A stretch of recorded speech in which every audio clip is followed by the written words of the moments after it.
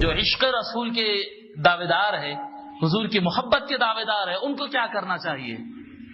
دعویٰ ہے نا بھائی، ہم آقا کے دیوانے، ہم عشق نبی کے دیوانے، ہم مصطفیٰ کے دیوانے، شمع محمدی کے پروانے، تو کیا کرنا چاہیے؟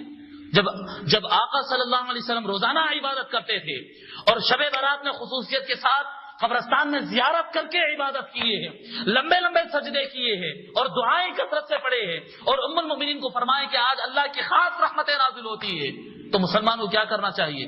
انسٹیٹیوٹ میں لیکچر لمبا کرنا چاہیے یا بستر پہ جا کے خود لمبے ہو جانا چاہیے، سو جانا چاہیے؟ کیا کرنا چاہیے؟ انا للہ و انا الیہ راجعون۔ کیسا اسلام ہے یہ لوگ کا سمجھ میں نہیں آتا، یہ کیسے مسلمان ہے سمجھ میں نہیں آتا۔ پھر رٹ رہتی ہے خود کی بخاری مسلم کی، بخاری مسلم میں تو یہ بھرا پڑا ہے، بخاری مسلم میں تو یہ سارا بھرا پڑا ہے، سارے احادیث شریفہ۔ تو عبادت، میں آپ کو بنیادی فکر اس میں یہ دینا چاہا کہ عبادت تو یہ سوال ہو سکتا ہے آپ کے سامنے آئیں گے، کوئی نئی جماعت والا، کوئی نئی فرقہ والا یہ سوال آپ کے سامنے ڈالے گا، بتاؤ کون سے صحابی اہتمام کرے تھے، کون سا جلسہ ہوا تھا شب برات میں؟ ہاں میں بھی مخالف ہوں جلسوں کا، وہ جلسوں کا مخالف ہو جو مسجد کے باہر ہوتے ہیں، اسٹیج پروگرام ہوتے ہیں، کر رہے ہیں لوگ، کر رہے ہیں، میں ان سے اعتراض بھی نہیں کرتا ہوں مگر مخالف ہوں۔ کوئی مجھے بلاتا ہے تو میں خاص راتوں میں اسٹیج پروگرام کا قائل نہیں ہوں، میں بولتا نہیں۔ کیوں؟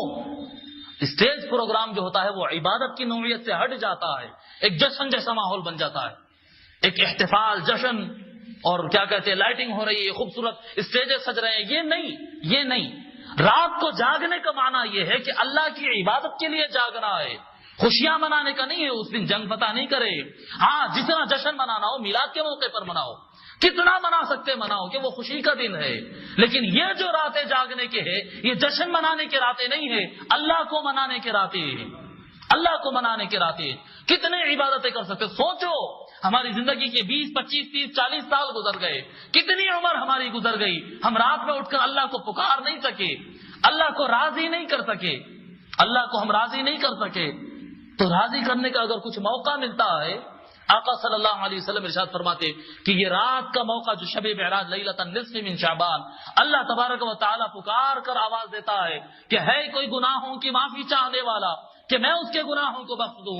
پھر آقا صلی اللہ علیہ وسلم فرماتے اور اس رات اللہ تبارک و تعالی کلب نام کے قبیلہ ہے، ایک بڑا خاندان قبیلہ ہے کلب، وہ قبیلے کا معاملہ یہ تھا کہ پورے عرب کے اندر سب سے زیادہ بکریاں وہ پالتے تھے، مینڈے جو ہوتے نا، بھیڑ، سب سے زیادہ مینڈے دمبے وہ پالا کرتے تھے۔ آقا صلی اللہ علیہ وسلم ارشاد فرمائے کہ اس رات اللہ تبارک و تعالی قبیلہ کلب کے پاس جتنے بکرے ہیں، ان بکروں کے اور مینڈوں کے جتنے بال ہیں، اس سے زیادہ اللہ تبارک و تعالی لوگوں کے گناہ بخش دیتا ہے۔ ایک آدمی دو آدمی کو بخشش نہیں ملتی اس دن، کروڑوں اربوں لوگوں کو اس دن معافی ملتی ہے۔ اس دن سلا دیتے ہیں، اس دن سو جاتے ہیں، نہیں، یوں تو آپ کے لیے ہر رات کھلی ہے، ہر رات عبادت کرو، ہر دن آپ کے لیے اللہ کو منانے کا دن ہے، لیکن آسانی کے ساتھ عبادت شب برات میں ہو جاتی، شب برات میں ہو جاتی۔ اور میں اکثر لوگوں سے جہاں پر بھی شب برات کی تقریر کیا، جو بھی شب برات میں میں خطاب کیا، لوگوں سے یہ کہا کرتا ہوں کہ شب برات میں عشاء کی نماز کے لیے جب آتے نا، جب پروگرام سے عشاء کی نماز کے لیے مسجد آتے تو یہ تحیہ کر کے آنا کہ اب فجر پڑھ کے باہر نکلوں گا، اگر ہاتھ نہیں ہو رہا، بہت تھکا ہوا ہے تو مسجد کے کونے میں سو جاؤں گا مگر گھر نہیں جاؤں گا، کیونکہ گھر جانے کے بعد کچھ اچھا ہونے والا نہیں ہے۔ سب سے اچھا یہ ہوتا گھر جانے کے بعد کہ آدمی سو جاتا، یا اس سے برائی ہوتا، پھر ٹھیک ٹھاٹا ہوتا ہے، جی ہوٹلنگ ہوتی ہے، روڈوں پہ پھرنا ہوتا ہے، برا ہی ہوتا ہے۔ پھر مسجد سے نکلنے کے بعد سب سے اچھا کام سونا ہوتا، اس سے اچھا کوئی نہیں ہوتا، اس سے برا ہی ہوتا ہے پھر اس کے بعد۔ اور مسجد میں سب سے کمزور کام اور سب سے خراب کام سونا ہوتا ہے، اور جو ہوتا ہے اس سے اچھا ہی ہوتا ہے۔ یا بندہ نماز پڑھے گا، یا درود پڑھے گا، یا تسبیح پڑھے گا، یا سلام پڑھے گا، یا بیان سنے گا، سب سے کمزور ترین کام مسجد کے اندر اگر ہوتا تو وہ سو جانا ہوتا ہے۔ تو اگر نیند سے اچھے کچھ کام کرنا چاہتے تو مسجد سے نہیں نکلنے کے۔ آپ حضرات کے لیے یہ نصیحت ہے، میرے خود کے لیے یہ نصیحت ہے کہ شب برات میں اگر مسجد میں داخل ہو تو یہ نیت کے ساتھ بھائی پروگرام بنا لیجئے نا۔ آپ پریشان ہوتے، لوگ پریشان ہوتے کہ آج کی رات کیا کرنا، ارے کیا کرنا کیا، اللہ کی عبادت کے دروازے کیا چھوٹے ہیں؟ یہ آج کی رات میں ایسی عبادت کرے تو ایسا ہوتا ہے، ارے چھوڑو وہ سارا کچھ، اللہ کو منانے کے لیے کوئی کم راستے نہیں ہے۔ آپ طے کر لو کہ شب برات کے موقع پر میں 3 پارے قرآن پڑھوں گا، 1100 مرتبہ درود شریف پڑھوں گا، 5000 مرتبہ اللہ کا ذکر کروں گا، اور کم سے کم 100 رکعت نماز پڑھوں گا۔ جی قضائے عمری پچھلے 10 دن کی نمازیں پورے پڑھوں گا، فجر سے لے کے عشاء تک کی 10 دن کی نمازیں پڑھوں گا، جو شاید میرے نمازیں چھوٹ گئی ہوں گی، فجر، ظہر، عشاء، مغرب جو قضا ہوئی تھی اس کی طرف سے کفارے کے طور پر، قضا کے طور پر 10 دنوں کی نمازیں پڑھوں گا۔ پروگرام بنا لو، کتنا آسان ہے۔ سورہ یاسین پڑھ لو، طے کر لو 3 مرتبہ سورہ یاسین پڑھنا ہے۔ ایک شیڈیول بنا لو۔ وہ پکنک کو جاتے تو شیڈیول بناتے، جاتے ہی پہلے کرکٹ کھیلنا ہے، اس کے بعد گوشت تل کے کھانا ہے، اس کے بعد تیرنا ہے، اس کے بعد پلٹ کے گھر کو آنا ہے۔ پکنک بناتے ہیں اس کا شیڈیول بنتا ہے، اسکول کو جاتے ہیں اس کا شیڈیول بنتا ہے نا، ٹیبل بناتے ہیں، ٹائم ٹیبل بناتے ہیں، اس طرح سے ورک کرنا ہے۔ کمپنی کا کام ہوتا ہے، اس کا شیڈیول بنتا ہے، تو رات میں جاگنے کا شیڈیول کیوں نہیں بن سکتا؟ بنا لیجئے آپ۔ میں عشاء کی نماز 9 بجے اگر ہو رہی ہے، 9:30 بجے ہو رہی، اس کے بعد سے 1 گھنٹے تک نمازیں پڑھوں گا، پھر اس کے بعد 1 گھنٹہ قرآن کی تلاوت کروں گا، اور یہ کروں گا اور یہ کروں گا اور یہ کروں گا۔ انتظامی کمیٹی اگر ہو سکے، بجٹ اگر ہے تو لوگوں کے لیے رات میں 12-1 بجے کے بعد چائے کا 1 راؤنڈ کا انتظام کر دے۔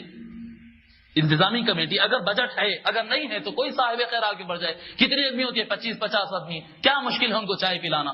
رات میں 1 بجے کے بعد، پہلے نہیں پلانا، 1 بجے کے بعد چائے پلانا، 2 بجے کے بعد گھر سے کوئی گھر میں چائے بنوا لے۔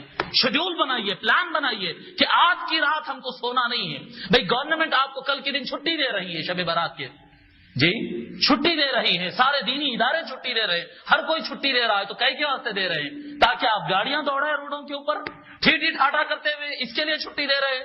نہیں، اس لیے چھٹی دے رہے ہیں کیونکہ آپ اللہ کو منانے میں وقت لگا رہے ہیں، اس لیے چھٹی دے رہے ہیں۔ پورا بھرپور فائدہ اٹھائے، اللہ سے اس دن مانگے، کچھ اور مانگے نہ مانگے، اتنا مانگے کہ اللہ تجھ کو راضی کرنے زندگی بھر کی توفیق عنایت فرما۔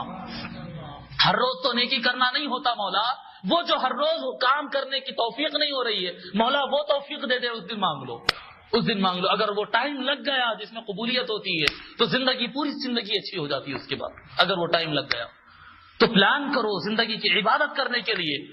خوش نصیب ہے وہ لوگ جن کو ہر روز رات میں اٹھنا تو نصیب ہوتا ہے، اور جن کو نہیں ہوتا ہے، جن کو ہوتا ہے اور جن کو نہیں ہوتا ہے، وہ سارے کے ساروں کے لیے ایک بڑا آفر ہوتی ہے شب برات، ایک بڑی آفر ہوتی ہے شب قدر۔